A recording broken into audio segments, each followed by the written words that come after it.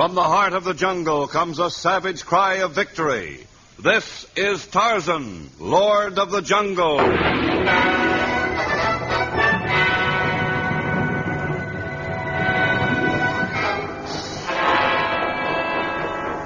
From the black core of dark Africa, land of enchantment, mystery, and violence, comes one of the most colorful figures of all times, transcribed from the immortal pen of Edgar Rice Burroughs. Tarzan, the bronzed white son of the jungle. And now, in the very words of Mr. Burroughs, the story of Tarzan and the Manyuema.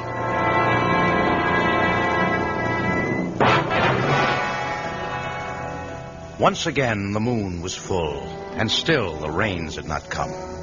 In the Shamba, near the village, the half-formed ears of the Kaffir corn had dried up. The plantains were like hard stones, and the cassava roots were dust that would yield no meal for bread. The men and women of the Punya tribe had grown gaunt, and the children cried because of the pangs of emptiness that racked their small bodies. Hush, Togo, hush. Togo, hungry. Nagama knows her Belu is hungry. Her heart weeps, but there is nothing to do. If Togo's friend Tarzan were here, he could do something. Nagama is afraid that even Tarzan could do nothing. What's that? The people of the village. They are filled with excitement. Perhaps Cassandra of Witch Doctor has found rain. It will take more than a divining rod this time. Nagama, she better open the door and see what people... They come this way, Togo. Why should people of the village come to us? Why, it's Tarzan. Tarzan! Jumbo, Nagama. Jumbo. Togo, he is all right? Togo right behind me. Hello, Tarzan. I will speak with you later, people of Punya. Let us go inside. Oh, you are thin, my small friend. There has been little to eat. Oh, but now the rains will come. Togo told Nagama that Tarzan could bring rain. No, I'm afraid I can't do that. Oh, but Togo told Nagama that Tarzan could. I plan to do the next best thing, though. I'm going to take the people of Punya to the rains. I've brought some meat and as many water bags as I could manage. But tomorrow your tribe must begin a long trek to the mountain country. The trip be hard for a people weak from lack of food and drink. Well, I plan to make it easier. I'm going ahead and blaze a trail. I'll try to have some meat and some water at each night's resting spot. Do I smell food now? The women are preparing what I brought. You'd better get out there, Torgo. I want to see you looking fatter than when next time we meet. Oh, don't leave Togo, Tarzan. Take Togo with you. You want to come with me as I blaze the trail and hunt for food? I would have as far to travel if I come with the tribe. Your small head is always ready with answers, isn't it? Don't say that Togo can go with you. Oh, what does Nagama say? Nagama never worries about her Belu when he is with Tarzan, Lord of the Jungle. All right, Torgo. You can come with me then. Tomorrow we will lead the people of Punya to the mountain country of Kenyara, where there is bound to be much rain.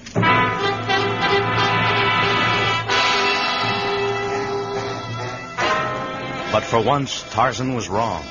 The people who lived at the foot of Kenyara, the great slumbering volcano of the north, were as hungry as those of Punya. A cannibal tribe, the Manyuema's garishly painted faces shone in the firelight as they talked over the problem. The grisly souvenirs of their victims, which they wore as decorations about their necks, tossed in rhythm with their swaying bodies, and their teeth, filed to sharp points, gleamed wickedly as they faced their discredited witch doctor. Witch doctors, you Logan, no good. Aye. Fruit dries up. Animals leave Kenyara. Cattle grow sick. Aye. Our people grow weak and die. Kenyara is angry. The great volcano frowns upon the people of Manyuema. Manyuemas need new witch doctor. More powerful Uroge. I say, make sacrifice of all witch doctor to volcano. No, hear me, people of Manyuema. Speak, witch doctor. What you say is true. The fruit has dried on the vine. The rain refuses to come to our country, and our people grow weak. It is true also that this is because Kenyara the greatest of all volcanoes of the Congo, is angry. But only I, Urogi of Manyuema, can tell you why Kenyara is angry. Then tell us. Kenyara is angry because many moons have passed since we have made human sacrifice. You will be human sacrifice. Only I know what Kenyara demands. He tells me he does not want me nor any member of Manyuema tribe. But no strangers come to our country now. Soon they will come again. In the lowlands, it is even drier than it is beneath the shadow of Kenyara. Our men must go forth and select from the strangers a small boy to sacrifice to the god of the volcano. Aye, aye. And we must also capture a grown man from those who come to our country. The biggest and strongest man we can find. From his flesh and from his blood will the people of Manyuema grow strong once again. Aye, aye, aye, aye.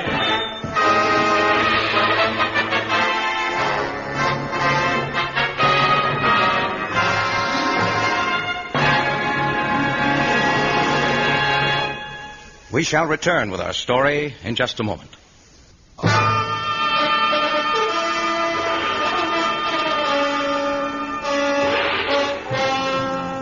Even as the cannibalistic savages of Manyuema started out to find a young boy to sacrifice to the slumbering god of the volcano, and to find a strong man to appease their own inhuman superstitions and appetites, Tarzan and the small Torgo plunged deeper and deeper into the jungle thicket. Behind them, they left a blazed trail for the people of Punya. Well, I think this is as far as we can go today, Torgo. How long it take tribe to get here? They ought to reach this point by tomorrow.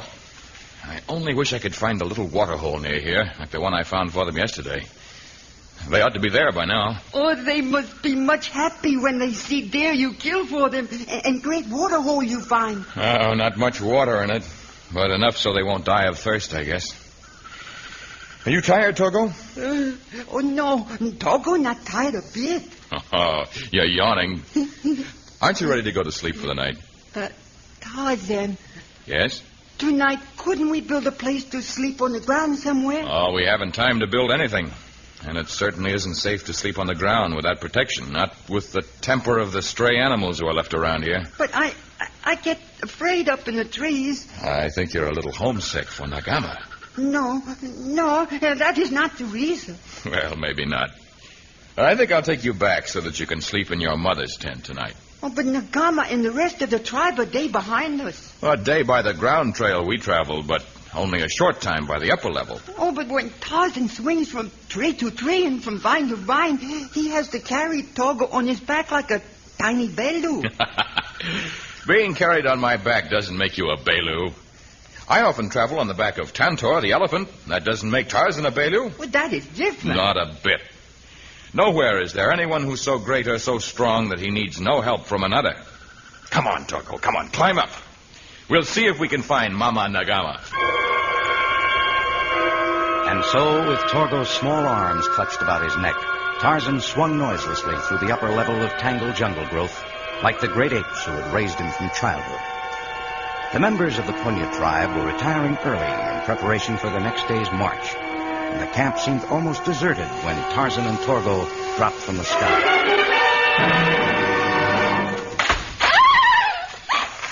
You frightened me! I'm sorry, Suey. We didn't mean to. Suey always frightened by everything.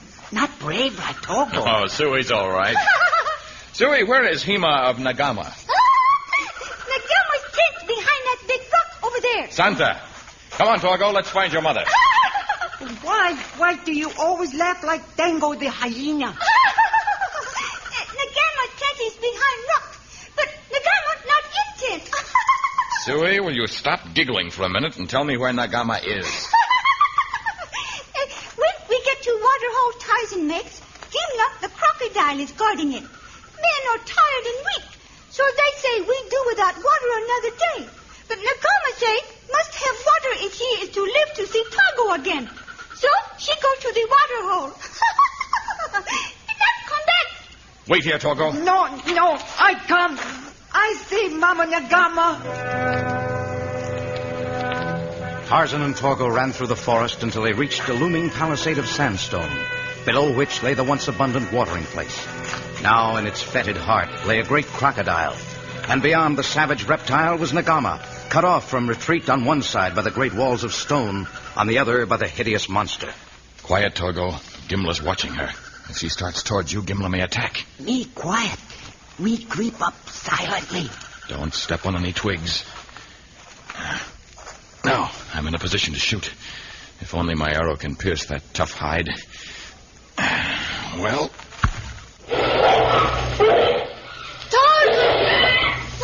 Togo! Mama Nagama, we save you! Oh, Nagama, don't move! It's only wounded! It's coming at you! The wounded reptile slithered rapidly toward the nearest human, Nagama, but faster still moved Tarzan. He dived at the animal, his great hunter's knife gleaming in the moonlight. The enormous trap-like mouth opened, the jagged teeth beckoned. But as Tarzan landed on the scaly creature, he wrenched it over on its back with almost superhuman strength. The knife rose, and then it flashed down into the vulnerable pale belly. The animal's great tail flayed the air with maniacal fury. The knife plunged again and again, and at last the frantic lashing of the beast stopped. Tarzan put one foot on the dead crocodile, and then he raised his voice in victory.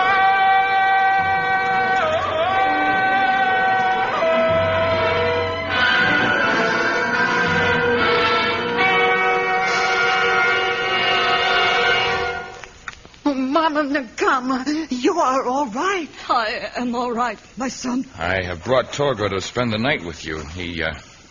He doesn't care for sleeping in the treetops. The dangers here are far greater.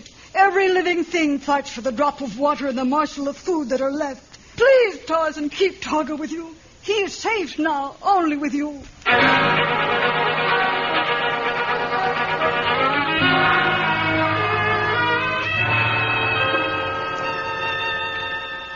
Oh, this house in the trees, nice, Tarzan. Well, it's not much protection, but it was all I could build in a couple of hours. Well, last night, before we went back to Nagama, Tarzan said he has no time to build house. I didn't have time today, but I can't leave you alone with no protection. Oh, alone? Yes. While you sleep tonight, I shall have to hunt. The game grows scarcer, and there is next to nothing here for your people when they arrive. They come soon? They should be here by tomorrow night. I thought by the time we reached the Kenyara country, we would have found many animals and fresh springs. Well, where will we go next? I don't know. All I do know is that I'll have to comb the jungle tonight and find some food and water. You won't be afraid alone, will you? No. Only it would be easier if Tarzan brought rain. You still think I'm capable of anything, don't you? Well, go to sleep. Who knows what tomorrow may bring. Sleep well, my small, brave warrior.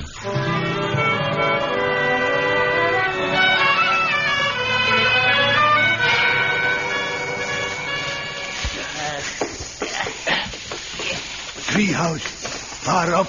Hard climb. But we are here now.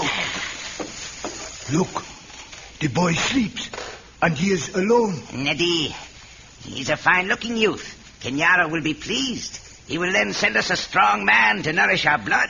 And after that, he will send the rains, and the Manyuema will be powerful once again. Enough of talk. Anjale, when others grab boy, you place hand over his mouth. He must not cry out. Ready now? Aye. Undaka!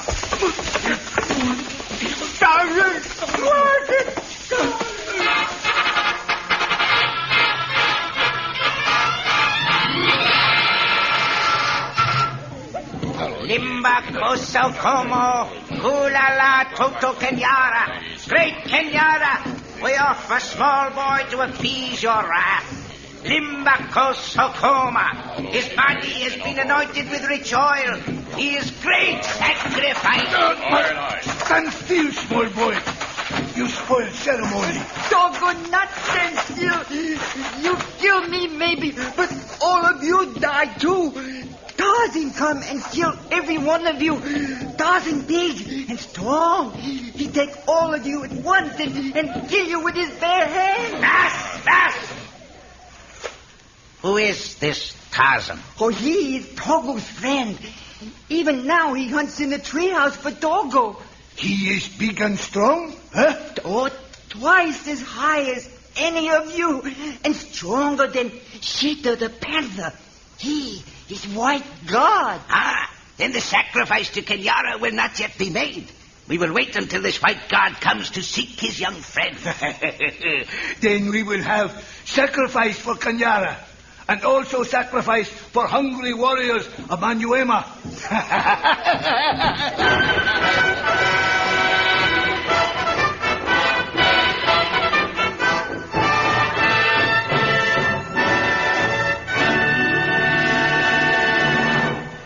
In just a moment, we'll continue with Tarzan and the Manuema.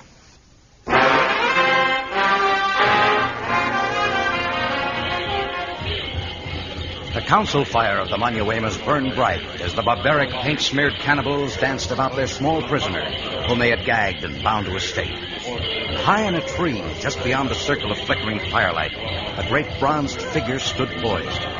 Suddenly, a spiral of woven rope flashed downward over the head of a twirling dancer. In the half-light, the rope was invisible, and all that the other natives could see was the fearful sight of one of their number being hurtled upward through space. Did you see that? Angela, he disappeared into heaven. It is some sorcery we do not understand. Angela behind me. I look round. He fly in air. It is Angela. He has been thrown back from the heavens. He's broken. He's dead. And only a slender line on his throat. Our enemy has strong Yorogi. Ah! Look! Kansu! He taken from us now. He too is drawn to heaven. Speak, enemy. Tell us thy wish. I am the god of Kenyara. Oh, the voice of the volcano. Our master. Unless you release the small boy, I shall kill your people, one at a time. You hear that, witch doctor? Kanyara kill us, one at a time. Let the boy go. Where is the body of another of your tribe? It is Kansu. First Angela, then Kansu. We all be killed. Me and thy boy. Wait, this may be some trick. We not know that you are god of the volcano. Give us some sign. Unless you do, we hold the boy. The sign will be shown tomorrow night when the moon rises beyond Kenyara. A sign so great it will leave no doubt. But if there is one mark of violence on the boy, every man of Manuema shall die.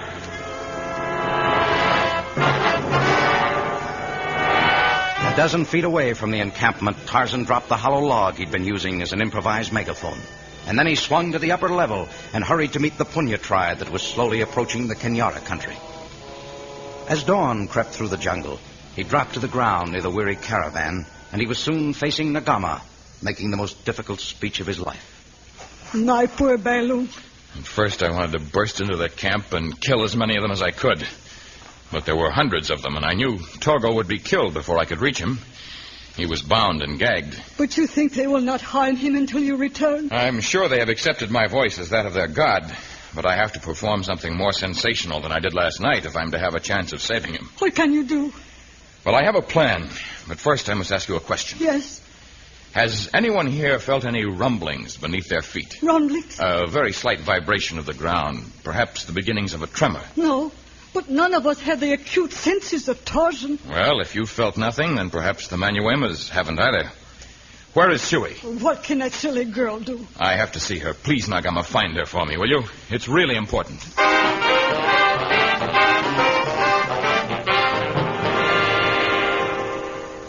You want to see Sui, Tarzan? Yes, Sui.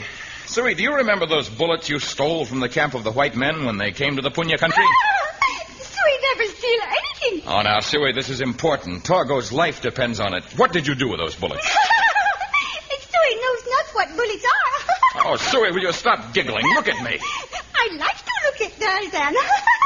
He has handsome face, huh? Look, bullets are the small, hard arrows that come from the Tarmangani's thunder sticks. Remember? I found you with them. And I told you must throw them away. If Tarzan told Sui to throw them away, then Sui threw them away. You did not. I saw them later around your neck. You'd made a necklace of them. Where are they now? Sui has necklace hidden behind Paul's skirt. Here, white man's bullets. And to think that this curse of the jungle may yet save the life of Torgo.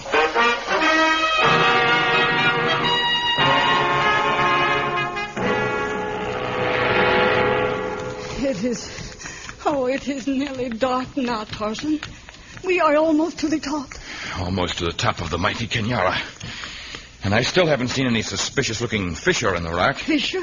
Yes, a cleft, a narrow opening, a crack. Over there, but that hard crust of lava. Is that a fissure? Yes, Nagama, that is. Come. Yes, this spot might work. Wait until I put my ear to it.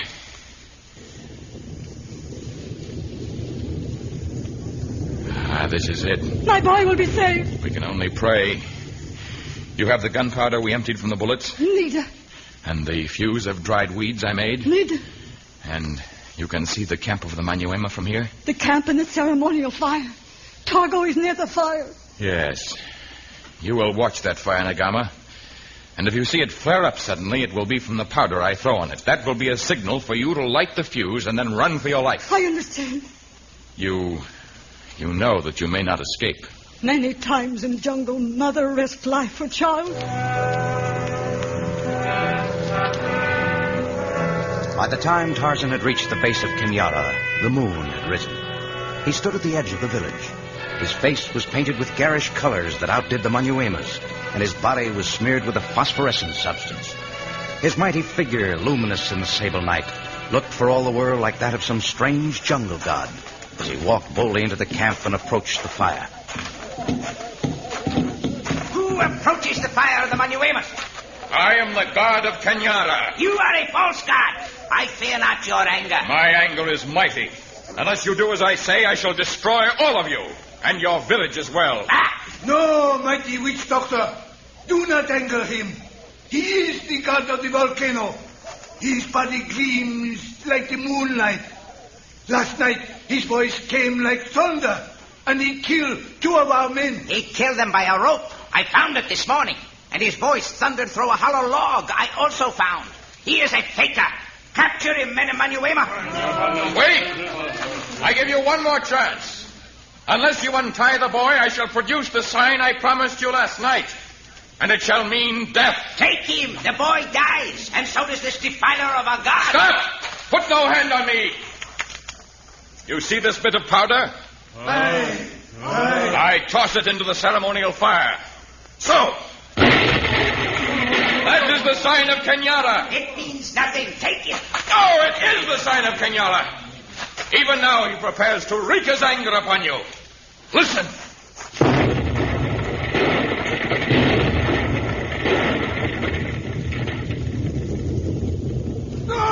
It is true. The volcano erupts. Kenyara shall kill us all. Flee, men of Manyuema. The mighty volcano sends its messengers of death. The lava, it is coming down the mountain. Run! Run! Run!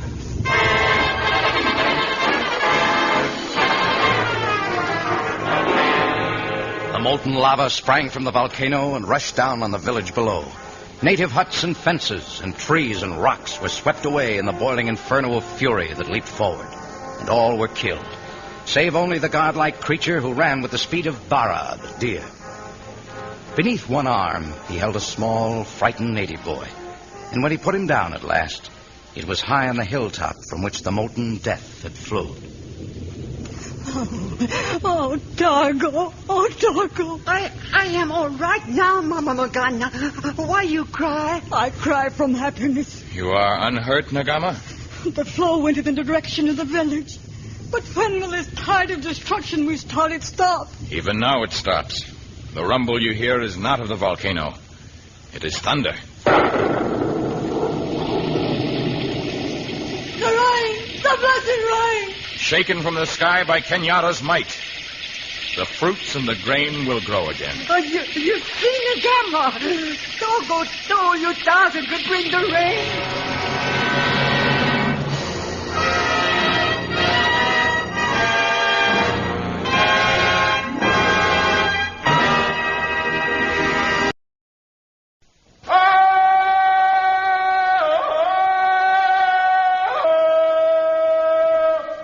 From the heart of the jungle comes a savage cry of victory. This is Tarzan, Lord of the Jungle.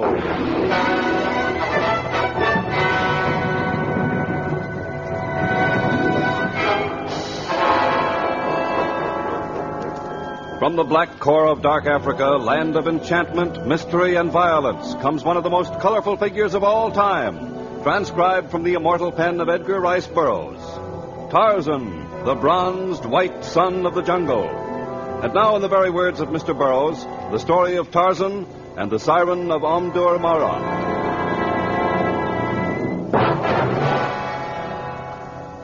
Like Tarzan's jungle, the tiny city of Omdur Mara was deep in equatorial Africa. But there the resemblance ended, for civilization had tarnished the splendor of nature. The city included a miserable collection of native huts, the wide, sprawling, and dirty official buildings, a crumbling jail, the sand-beach palace of the Pasha, a few nondescript homes and cheap hotels, and Sudan's most infamous street.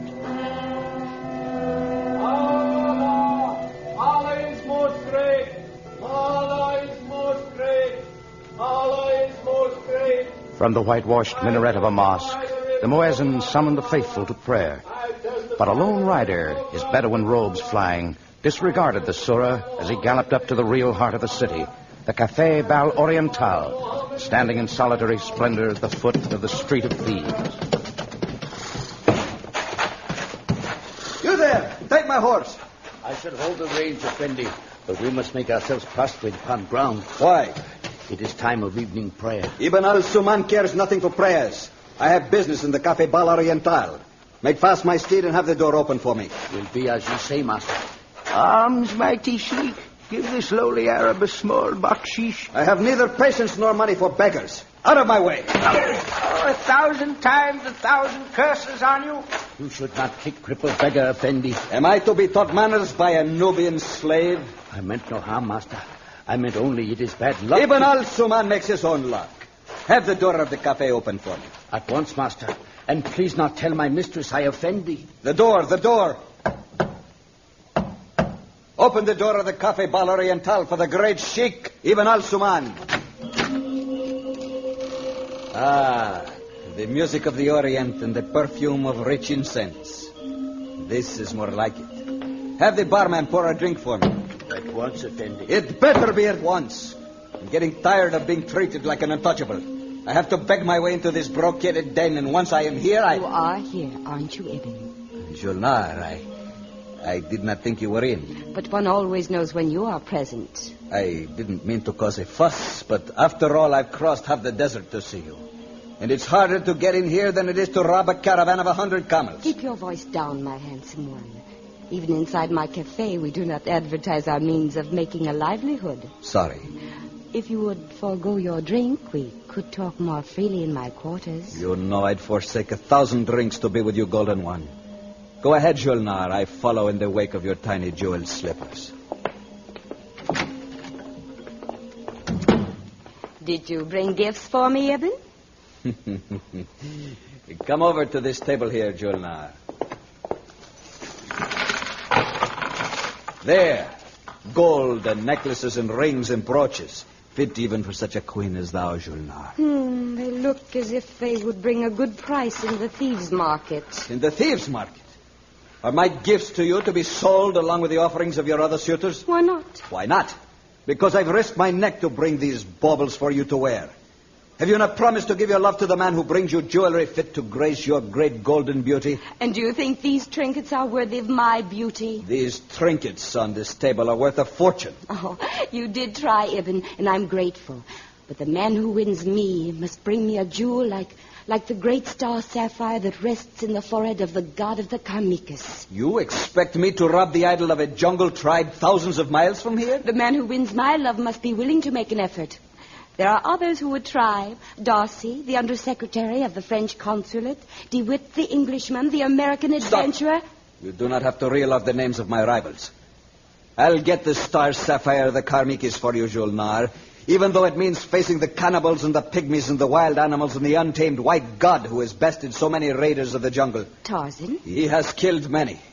But he has not yet faced a man like Ibn al-Suman, who would stop at nothing to secure the key to his beloved's heart. The jewel will be yours, Julnar.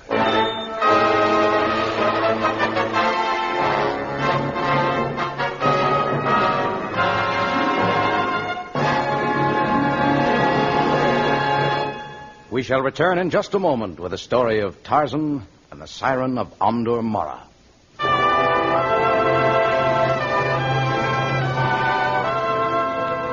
Several weeks after Ibn al-Suman's vow to obtain the star sapphire for Julnar, Tarzan's jungle paradise was suddenly disrupted.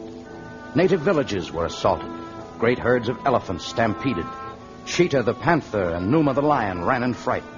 All living things screamed in terror as the savages of the Karmiki tribe rampaged in the jungle. Their hearts and their spears of war turned against their neighbors. Tarzan braved death a dozen times before he managed to gain the camp of the warring Karmiki. Great Chief Nagako, I come because your arrows and your spears have caused terror in the jungle. This war must stop. Nagako, long time honor name of Tarzan. But this war, no business of Tarzan. Whose business is it? Your warriors have attacked the people of many different tribes. We search for him who has defiled our god. Oh, someone has damaged your moon idol? Great star sapphire of moon idol has been stolen. What? Temple guards strangled. Priests of Karmiki stabbed. Eye of moon god torn from forehead. Now we kill every native in jungle. That way we know we kill right one. I understand your anger, mighty Nagako. But your desire to kill everyone so that you know you've had vengeance on him who is guilty does not speak well for the honor of your people. We have no honor until Eye of Moon God is back. Perhaps Tarzan can help you recover the sapphire. I know many secrets of the jungle taught to me by the apes who raised me, secrets not even known to the mighty people of Karmiki. I shall help you if... Nagako welcomes Tarzan as brother. He puts around your throat Karmiki necklace that bears feather of eagle, claw of tiger, ivory of bull elephant. It is symbol of brotherhood. I shall wear it proudly. But you embarrass me, Nagako. I started to say I shall help you if you agree to stop the war until we find out who is guilty of the theft and the murders. Nagako agree. Tell your warriors, and then take me to your temple. We will follow the trail from there, and death be to him who has robbed my brothers of the Karmiki.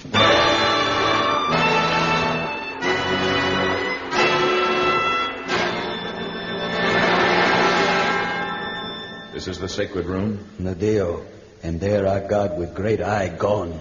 Until moon gods see, evil spirits possess our children. The priests who were killed, they met their death in this room? Nadeo, they die at entrance. Many signs of struggle with robbers. Nagako think maybe it was Waziri of Marwa tribe, or perhaps of Punya. Did your priests wear garments of silk? Silk? No. Only simple dress of animal skins. And yet there is a thread of silk caught in the rough timber of the doorframe.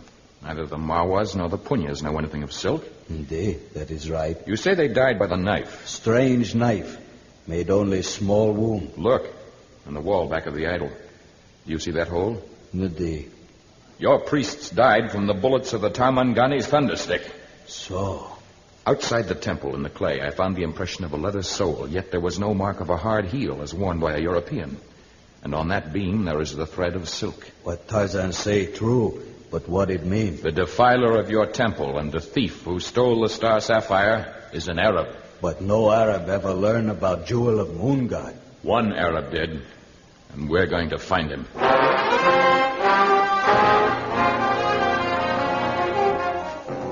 And so began a long trek for Nagako, chieftain of the Karmiki, and for Tarzan, lord of the jungle. At times, the spoor of the fleeing Arab and his followers grew faint, but always there was a footprint in the clay, a man-broken branch of a tree, a discarded fragment of equipment, or a message about the enemy relayed on the talking drums of the jungle. And then, suddenly, near an abandoned French outpost, the trail was lost. If only there was someone living in these old buildings now, they might be able to tell us something. Many footsteps here. Not tell which are Arabs. Well, some of them lead down to that siding of the Kasalu Railroad. But if the thief boarded a train, there's no telling where he may have gone. What we do? I don't know. Maybe if we get out of this broiling sun, we may be able to think better. This end building. Look best. That thatched roof has been on there for many years, but it does look in better condition than the others. Well, let's go in. I guess it's been a long time since anyone ever lived in this old... Bonjour, messieurs. Bienvenue. We thought... Or the wind was against us. We could not tell. Entrez-vous, s'il vous plaît. We thought the French had long since deserted this outpost. Oh, monsieur is correct. But Henri Duval is a sentimentalist. For 20 years I am attaché here. I come here as a young man. It is my first appointment.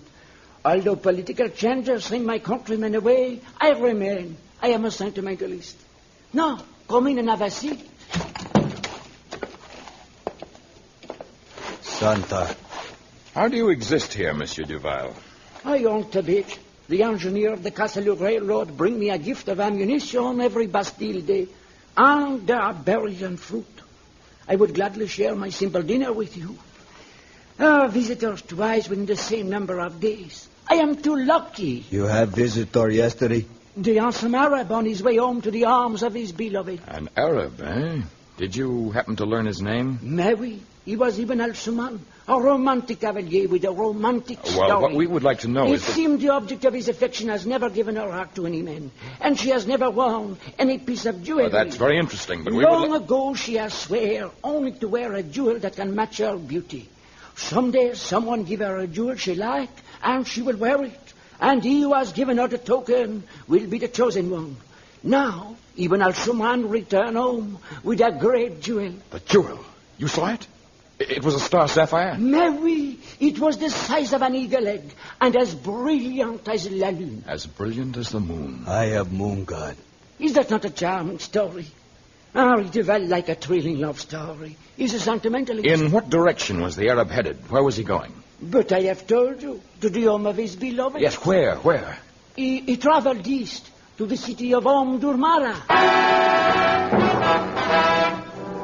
Incredible as it seems, Ibn al-Suman had been in Durmara but a few days when Tarzan and Nagako emerged from the jungle and made their way toward the center of the city. But once again, the path ahead was clouded with questions. Where in this maze of city dwellings lived the enemy they sought? They wandered down the tortuous street of thieves and past the Café Val Oriental as they pondered the question.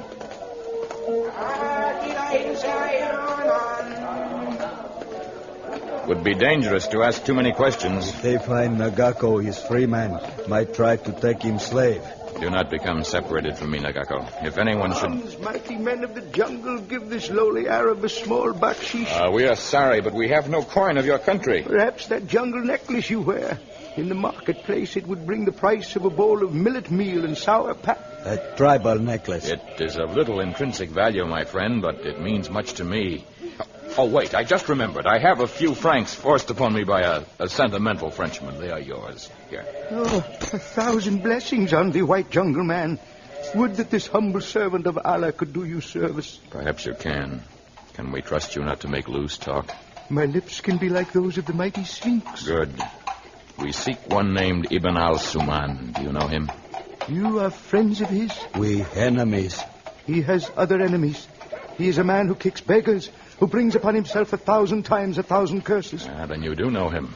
Can you lead us to where he lives? By Allah, I can. But if you are enemies, we had best wait until nightfall. Tomorrow night, perhaps. Why not tonight? Tonight he gives a great party. Today in the bazaar he received a sapphire necklace from a goldsmith who mounted the jewel for him. Yes? And tonight at the party he presents the costly bauble to the woman of his heart. If you will lead us, we will attend this party. As Allah is my witness, I warn you, he uses the scimitar with cunning skill. His guards are legion. And he would as casually snuff out your life as another man would put out a candle. Yet, if it is your will to go tonight, by Allah, I shall lead you.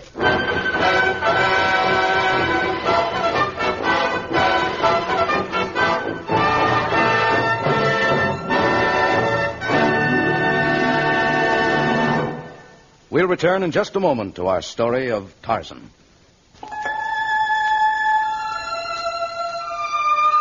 In the distance, the blue Nile shimmered like a ribbon of silk in the moonlight, and the whitewashed minaret of the mosque gleamed like a skeleton finger.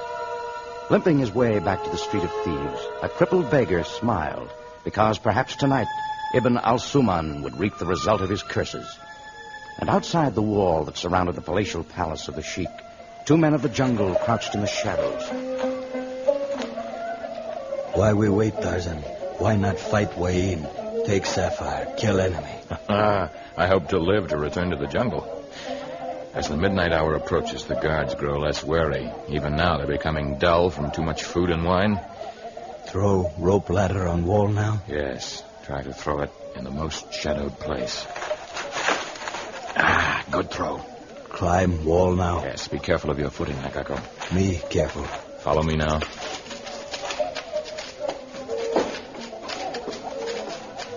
Be very quiet now, Nagako. My guests, I have invited you to this party for a very special purpose. As many of you know, the beautiful Julnar has never deigned to wear any manner of jewelry. But tonight, Ibn al-Suman shall tempt Julnar with a prize beyond compare. I hope the fabled jewel is worthy of your speech, Ibn. Believe me, it is my Julnar, and when you see it, you will accept the jewel and me. Let's see it. Where is it? Behold, the star sapphire of Karmiki. Ibn, it's magnificent. Ibn, watch out, savages leaping from the wall. Thieves! At them, men, No, you cannot take that. The sapphire. The black one has it. He's fleeing over the wall. He's escaped. Get the white one before he reaches the top. The guns. A mighty shot. His blood stains the top of the wall. We will comb the forest for the black one who has the jewel. The white one we will find dead on the other side of the wall.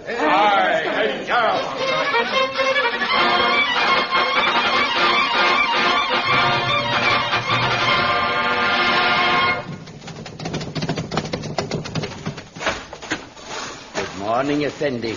I tie up your steed for you. Be quick about it, Rehan. I must see your mistress at once. Mem Sahib Julnar not in. She has gone to Bazaar. Then never mind tying my horse, Nubian. I shall return later. Effendi, did you catch jewel thief? No, but we will.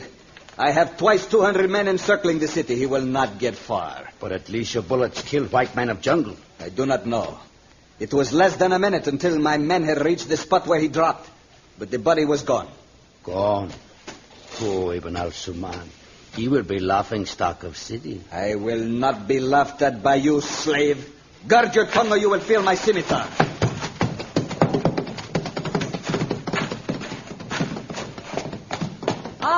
There you are, Rehan.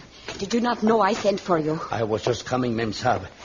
May I be of service? You can tell me what mystery transpires here. Mystery? Last night you were in attendance when I went to the party in my honor.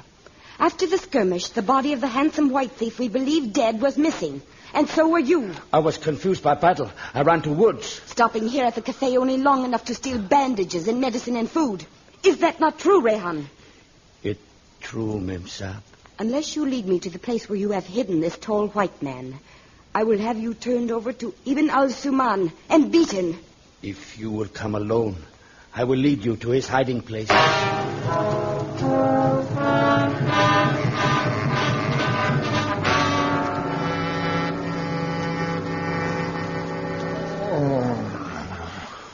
You wake up, Tarzan. It is dark. You are Nagako? Me, Nagako. We in cave. Tarzan unconscious many hours. Yes, I remember. The bullet in my side. No try move. Bullet removed. Side bandage. But how did you get me to this cave? Where is it? Not far from Omdomara. Me got jewel. Then look back. Tarzan not there. We turn round. Native dragging Tarzan toward woods. Nagako carry Tarzan to cave native knows. Then he goes away. Comes back with medicine, food, bandage. He must be a brave man. Who is he? Name Rehan. He's traitor to Karmiki. He's a Karmiki? Long ago, he taken slave. He tell mistress and Ibn al-Suman about Eye of Moon Idol. That how Arab know about jewel. But why did he tell? Someone come. Who come? It's Rehan, great chieftain. Rehan and woman. Why you bring woman? I forced him to bring me. Woman force you. You call self Karmiki. Speech and dress have changed. And heart too. Rehan, I always thought you were from Nuba. You are a Karmiki, and this is a Karmiki chief? Me, chief of Karmiki, but him not Karmiki now. Great Chief Nagako, it true I told about jewel. And it true also I knew Alsaman would steal it. But it only so you and your men would follow him to Amdumara. I planned to help recover jewel and return home to my people. It was my only way of escaping from slavery. I have helped you. Please take me back with you. Rehan caused death of temple guards and priests. Cannot take you home. Please. I won't let you go, and he won't take you, Rehan. Enough of this. Where is the wounded white man? In dark corner there. But you... And you are the fool who risked your life for a jewel. It was my life that I risked. I did not gamble another's to satisfy my vanity. You insolent savage. My wounded side keeps me from turning so that you may slap the other cheek. So you are the woman for whom men steal and brave death. No man has ever dared to talk to me that way. Perhaps no man has ever seen you in your true colors. Nowhere in the jungle is there an animal as cruel and as ruthless as you. Why, you... In the animal kingdom, the female cares for the young and tends the male when he is injured. And yet I suppose you think yourself superior to the hyenas and the apes. I've had to struggle all my life for what I've got. No one ever cared for me, and I've never cared for anyone. That is plain. Otherwise you would not have put the price of a jewel on your love. I doubt that he who wins it will find your love worth the price. You speak bravely for one who lies helpless. I could give your hiding place away. And will you? No. I shall remain here and nurse you back to health.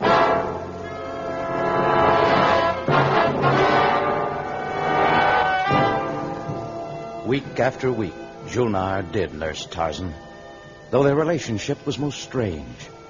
Neither Tarzan nor Nagako, who refused to return home without his white brother, trusted the siren of Amdur Mara. And although Julnar brought nourishing foods and medicines to the cave, she never smiled at the man who had spoken roughly to her that first day. It seemed as though her only purpose was to prove Tarzan's first estimate of her wrong. Rehan, bring the jug to Tarzan's couch. A couch made of rock. At least your pampering won't make me too soft. The jug, Memsad. Here, some rich broth. It will strengthen you. I have no appetite for invalid's food. You must gain strength. Even now, Ibn al-Suman watches me with suspicion. You must leave soon. No, another few days, and perhaps I can. The Arabs, Al-Suman and 3 of his men, they approach the cave. So, Julnar, after all this pretense, you did lead them to us. I swear I did not. They must have followed me. I'm sorry. Yes, that was unkind of me to suspect you. If we escape, will they wreak vengeance on you? I can manage Ibn. All right, then we must leave at once. Nagako, we must attack before they know what we're about. And then we must make for the jungle before more Arabs join them. Help me up. Tarzan too weak to fight. I am too strong to lie here and be killed. And the eye of the moon god must be returned to Karmiki. Is so. Here, I help you out. My knife? Here it is. Take me with you, Nagako. Take me back to my people. They kill you because of priests and guards. Stay here. They come. We will not die without a struggle. There they are! At them, men!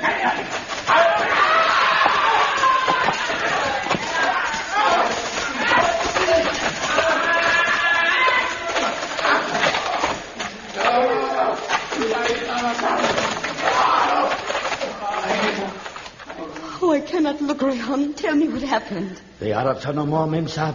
And Tarzan and Nagako head for edge of jungle.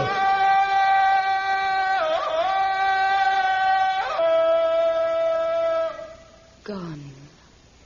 They would not take me back to my people. Memsab, you a necklace of Kamiki. It was Tarzan's. In the rush, he forgot to take it with him. But you say, if you ever put on jewel or necklace... It would mean that I had accepted a gift and the love of a man.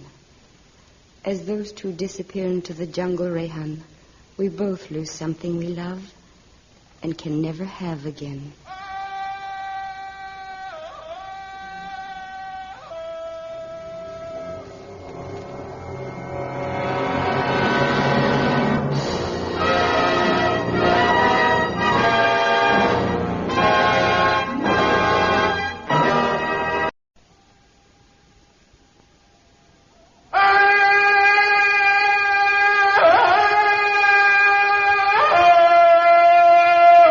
From the heart of the jungle comes a savage cry of victory. This is Tarzan, Lord of the Jungle.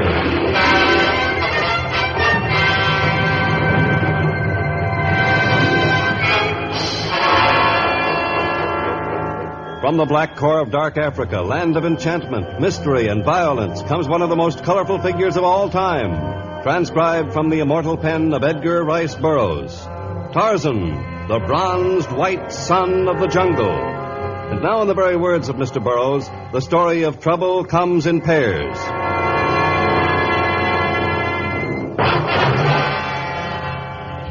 The village of the Bayucos was in turmoil.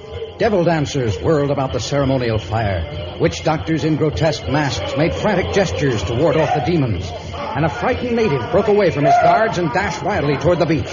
He climbed into a tiny dhow, shoved off, and hurriedly raised the small sail. But already a dozen angry warriors were clambering into a sleek war canoe to give chase. Make war canoe travel fast, men of Bayuco. Send paddles through water like Ara, the lightning. Look, great chief. Wind, begin, come up. Yanobo has sail in boat. We'll travel fast over water. Not faster than anger of gods. We catch Yanobo. Follow him to ends of earth. Yanobo marked for death.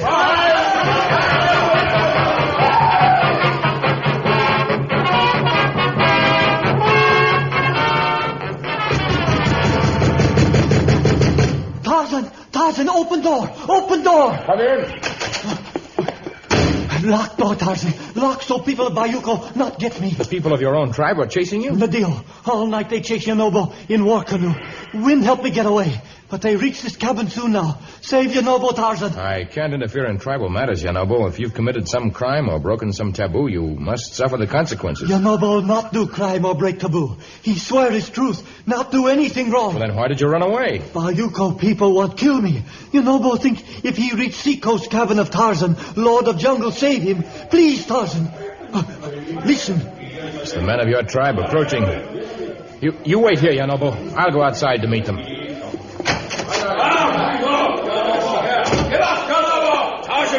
Yes, chief of the Bayuco people? We know man we seek is here. It's no use. Try to keep from us. Yes, Yanobo is inside my cabin. But he says you intend to kill him, and that he has committed no crime. No, he not commit crime. He also says he has broken no taboos. He speak true. Well, then why do you desire his life? He commit crime, Tarzan. He born a twin. A twin? Other half of Yanobo die. It is law Yanobo share his grave. You intend to bury him alive because his twin is dead? It's law of jungle people. It's law of Bayuco land. It's law of gods.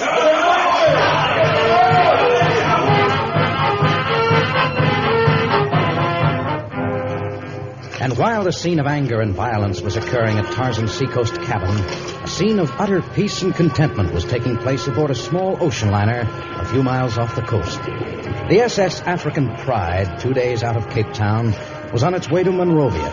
And at the rail of its A-deck stood a lovely blonde girl and a handsome youth. They held each other's hands as they looked out at the blue sea. Isn't it thrilling, Bob? The ocean? The ocean and Africa and this trip. All of it.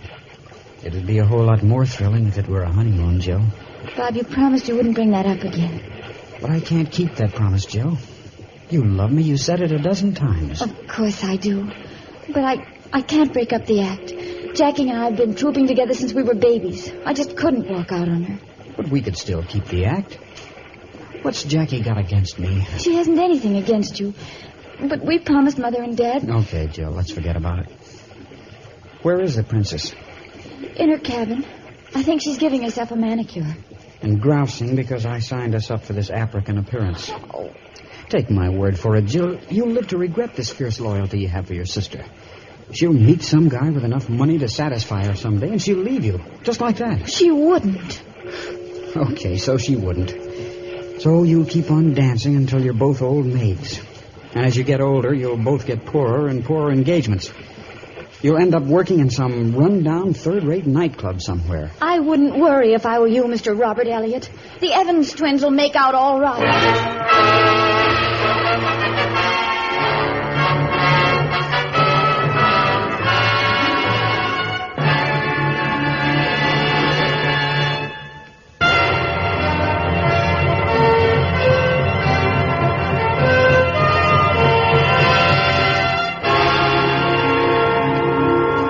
For once, Tarzan exercised his full authority.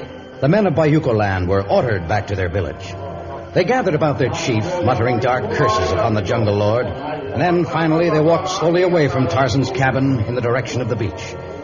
Tarzan looked after them for a moment and then went inside to face a cowering Yanobo. Oh, Tarzan, they're gone. Yes, they've gone, Yanobo, but I doubt that they've given up the hope of killing you. And you can't remain here forever. Yanobo, just what is this native superstition concerning twins? Two Bayuko people, twins are one person in two bodies, are made like two because of great curse. Yes, I've heard of that belief. But you not know what it mean. In native village, twins' food divided in two, gift to one shared by other. Twin boys must marry same girl. When one sick, both take medicine. If one commit crime, both beaten. Born twins, live twins, die twins.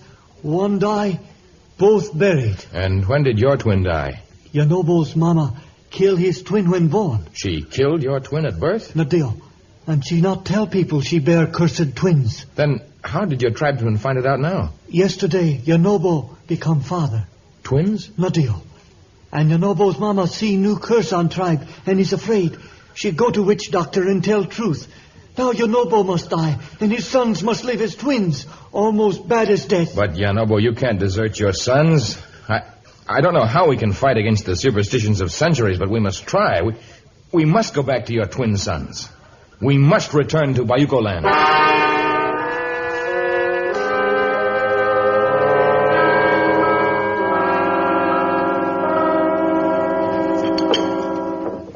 Jill, don't pack your makeup. I spoke to the manager, and he said he'd fix up the dressing room so they wouldn't be I'm not Jill. I'm Jackie.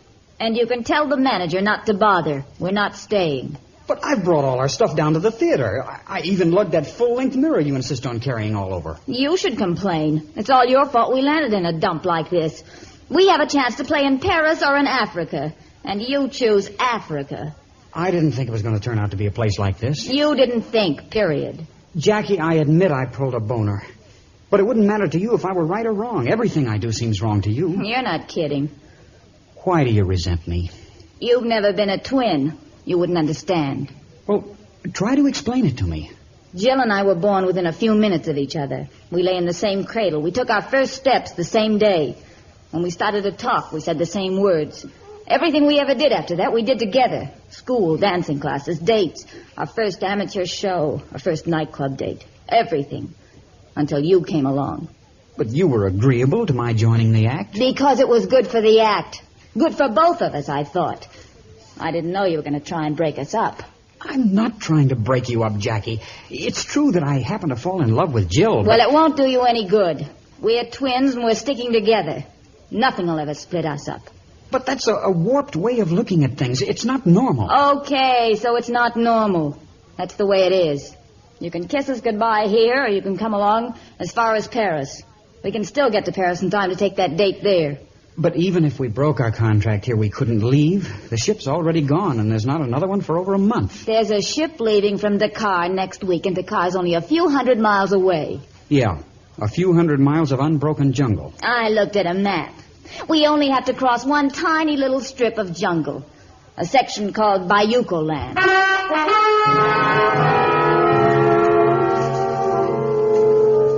As stealthily as panthers stalking a prey, Tarzan and Yanobo entered the village of the Bayukos and crept to the thatched hut that Yanobo had once called home.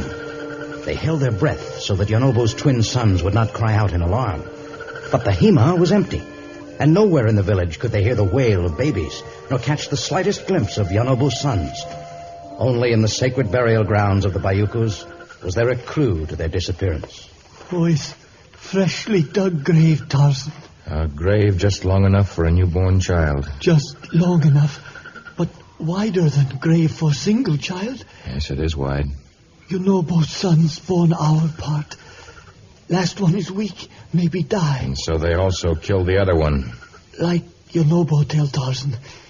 Twins they are born, twins they live, twins they die. You speak true, Yanobo. His will of God. Yanobo, his twin. He, too, must die.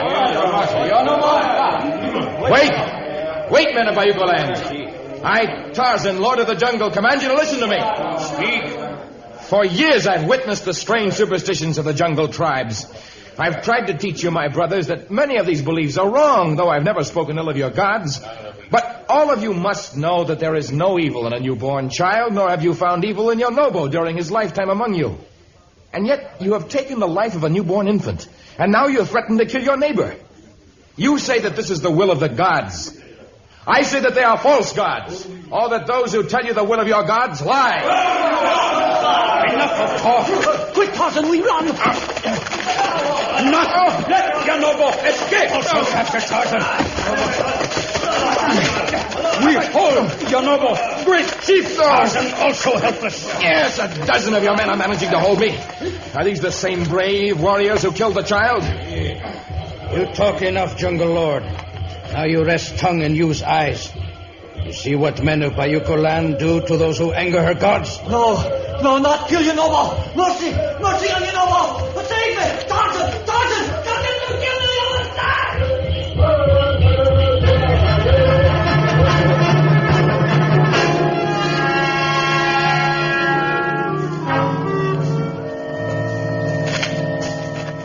Gosh, this cart's getting heavy to drag along, Jackie. You spent the first 2 days of this trip telling Jill how strong you were. That was before we lost the trail. We wouldn't have lost it if we had guides. I don't know why those natives wouldn't come along. Maybe they don't like the idea of women on safaris. They took a look at Jill and you. Oh, yes, it was all our fault. Oh, watch out. You're scratching my mirror. You better stop and wrap it up better. Okay, Princess. But why you had to bring tons of costumes, gallons of makeup, a full-length mirror, and all the rest of this stuff along is more than I'll ever understand. Hey, do I have to do all the chopping while you two argue? I'm sorry, Jill. I'm tying these ropes in a sort of a harness so I can pull this cart and wield a machete at the same time. I'll take the axe for a while, Jill. Chopping through the jungle will be a relief after talking to him. Yeah. Well, maybe my hands are free enough to do a little chopping. Oh, Bob, why do you have to keep fighting with Jackie all the time? Why do I fight with her? Well, it can't all be her fault. It is all her fault. If it weren't for you, Jill, I wouldn't even talk to her. She's a selfish, impossible brat, and for 2 cents I won't have you talk about my twin that way. If you hate Jackie so much, you can't be in love with me. But I am. If I didn't love you, Listen, drums and native music. We must be getting near the Bayuko village. Well, we'll be all right after that, then. We can get guides there and maybe borrow some food and... They're supposed to be pretty savage. We'll have to take a chance. Oh, I don't think they'll bother us any, Bob. The Evans twins have always been pretty lucky.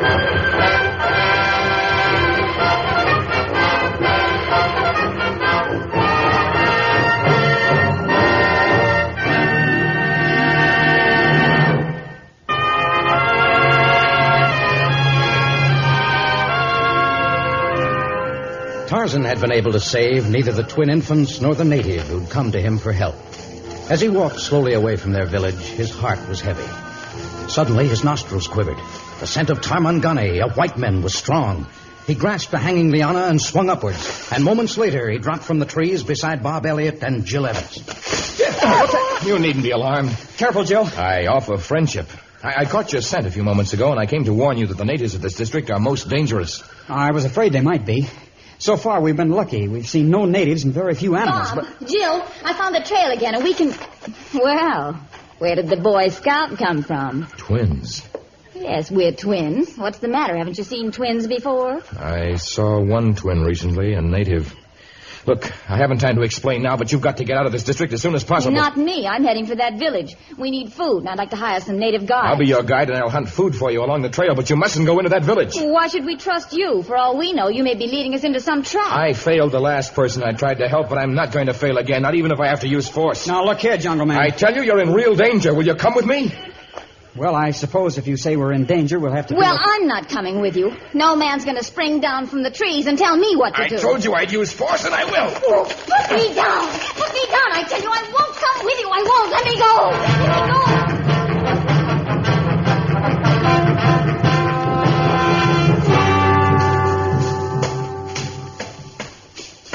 Let me go. You may have Bob and Jill fooled, but you haven't got me buffaloed. Buffaloed? There's something phony about you. First you almost killed me, dragging me away from that village, and now you tell me I can't even walk with Jill. What is this? I've told you, Jackie, the Bayukos are watching us. They've been following us for hours. I haven't seen them. Besides, I don't believe that nonsense about their killing people just because they're twins. I didn't say they kill all twins, but they have many superstitions concerning them, and we can't afford to have the Bayukos find out that you and Jill are twins. You think that just because Bob and Jill are a few hundred yards behind us, you'll fool anyone into thinking we are not twins? We may, now that you're wearing your hair differently and the two of you aren't dressed the same. But if you were walking side by side, they might be able to see. All right. I just hope Bob's being careful with my things. Jill and he are still pulling that cart, but why they have to drag a carload of trinkets through the jungle is more than I can understand. It won't hurt them to pull it. I'm doing my share. Bob and Jill aren't doing any of the chopping. Well, how can they if they have to pull that heavy... Oh, careful, Jackie. Don't hack any of those bluish-black trees. Thick ones over there. Oh, so now you're going to tell me what trees I can cut. You're not satisfied to merely tell me what to eat, what to wear, and how to do my hair, and where to walk. Now you're going to select the trees I can chop. I just wanted to warn you Well, that if I want to cut one of those trees, I'll do it. No, Jackie, no! What's this big idea? Practically pulling my arm off. Did you see that sap gushing from the tree? Yes. Wouldn't have killed me if a little had gotten on me. If one drop of that sap had got into your eyes, it would have blinded you for life. What? Some of the trees and bushes in the jungle are as dangerous as the wild animals and the savages. If you expect to come out of this jungle alive, you'll have to do exactly as I say.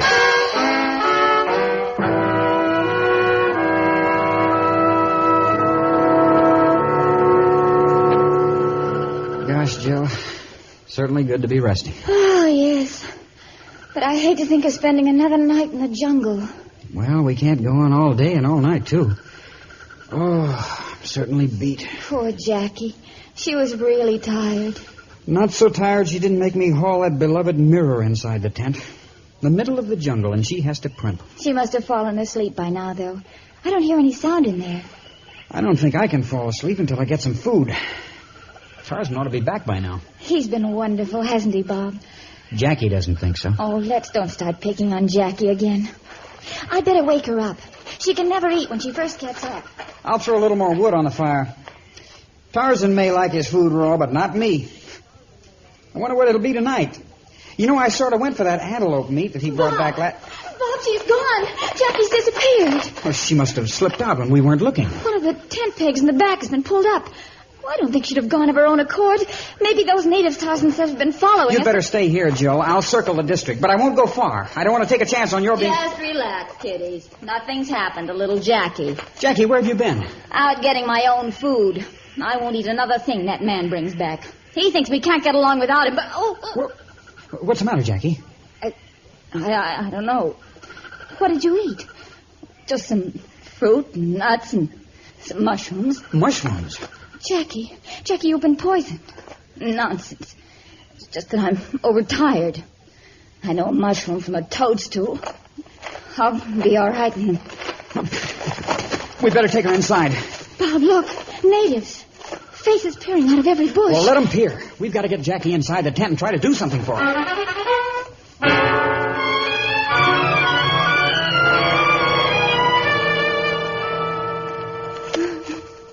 Jill, crying won't bring her back. But to die like that, Bob, in such pain, in the middle of this horrible jungle. We'll never get out alive anyway. Maybe she's better off. What's wrong with Jill? Why is she lying there? It's not Jill, it's Jackie. She's dead, Tarzan. She's dead. Oh, that's crazy. She couldn't be dead. I only left the three of you a little while ago. Let me see what's wrong with her. I'm sure that I can do... It's true. I can't hear her heart beating. Oh, I never would have left her, Tarzan. I wasn't going to get married. She was afraid I was going to leave her. What happened? She went looking for food. I guess she ate some poisonous toadstools. I wish I'd been the one who'd eaten them. If only I'd come straight back. I should have, but I saw a band of Bayukos, and I thought I'd circle around and avoid them. That's what took me so long. If only I'd... Jill. What, Tarzan? Jill, if the Bayukos find that you're a twin and the other half of you, as they put it, is dead, we're in real trouble. Oh, but at least they haven't seen the two of you together. They did see Jackie and Jill together, Tarzan. When? Just before Jackie keeled over. We could see their faces leering at us from the bushes. Then we have no time to lose. If we can reach the upper level of jungle growth... I won't leave Jackie. At least not until she's had a decent burial. I understand, Jill. I'll carry her through the back of the tent here, and I'll I'll bury her beneath the branches of a mighty jungle tree. Bob, you've got to take care of Jill. Have her ready to leave by the time I return.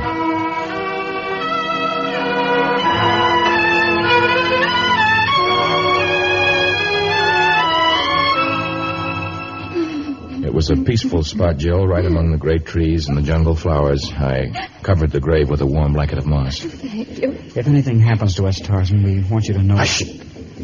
The jungle drums. Stay inside and keep quiet. It's the Bayukos, and they're almost here. I'll go outside. Be careful, Tarzan. I won't fail again. I can't.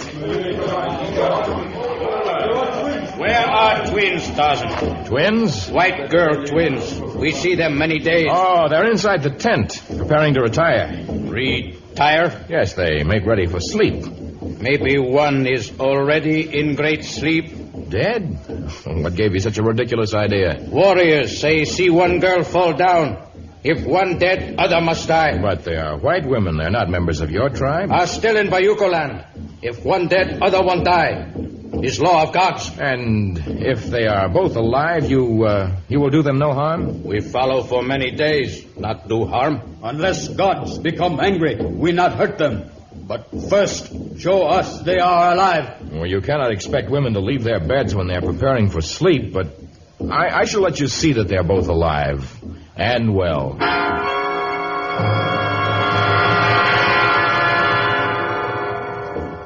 Do you understand, Bob? Yeah, I'm to step outside at the same time you do. I'm to hold one side of the tent flap open while you hold the other. And I'm to say nothing. That's right. And Jill? I'm to brush my hair, put on lipstick, then extend my hands straight forward and pretend to shake hands. Exactly. And try to control your fear and your sorrow, Jill. We'll be all right if they've never seen a mirror before. All right, come on, Bob. Right. All right, Bob. Hold that side of the flap while I hold this one. Right. Two white women. You see, Great Chief? They brush their hair so that it will not be tangled in the morning. Like one woman, they move. What? Proves what Bayuko say. Twin is only half person. See? Girls move same time. Same way. Now put on war paint. Same time. Nadio Tarzan. They live. One not dead. We not harm them. And by tomorrow they'll be out of Bayuko land, and you need have no fears that they will bring the anger of your gods down upon you. What twins do now? They're shaking hands. It's the white man's sign, meaning good night. Good night, men of Bayuko land. Go well. They're leaving, Tarzan. Yes, Bob, and they're traveling in the direction of their village. That means they won't pass Jackie's grave. They may not discover it for days, and by tomorrow I'll have you in Dakar. Poor Jackie. I used to fight with her. I should have tried to understand how she felt. But I guess someone who's never been a twin could... They've gone. Yes, Jill? Are you ready to leave now? I can't leave, Tarzan. Take Bob somewhere where he can forget about me. I want to stay here with Jackie. Jill, perhaps neither Bob nor I can ever understand the feeling that exists between twins, but I know this. You're not half a person, you're a whole one, and Bob loves you. Now, were you to remain here, you'd be just as guilty as the ignorant savages who killed that newborn infant. You'd be wasting your life. And Bob's. I'll try to make you happy, Jill. Honestly, I will. Thank you, Bob. I think I'm ready to go, Tarzan. Jill, someday this will seem only like a dream, a very bad dream, but one that's past. I know you and Bob will be happy, but if the two of you should ever have twins, don't bring them to Bayuko land.